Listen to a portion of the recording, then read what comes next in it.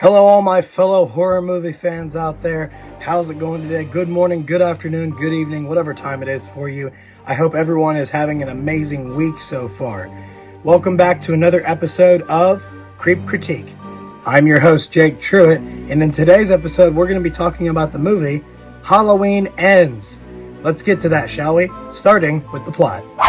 4 years after her last encounter with masked killer Michael Myers, Laurie Strode is living with her granddaughter and trying to finish her memoir. Myers hasn't been seen since, and Laurie finally decides to liberate herself from rage and fear and embrace life. However, when a young man stands accused of murdering a boy that he was babysitting, it ignites a cascade of violence and terror that forces Laurie to confront the evil she can't control. The film was released on October 14th, 2022 on Peacock and is currently still playing in theaters and has a runtime of an hour and 51 minutes. It was directed by David Gordon Green and stars the top three actors, Jamie Lee Curtis, Andy Manichak, and James Jude Courtney. Next, we're going to talk about the pros and the cons of the film. Let's get to that list now, shall we?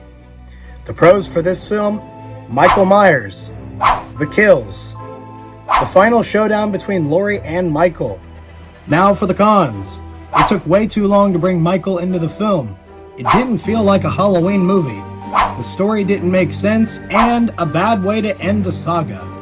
And I shall henceforth explain why in the review. Let's get to that, shall we? The film started with your typical scenario in a horror film. Someone babysitting a kid, which then led to a tragic event.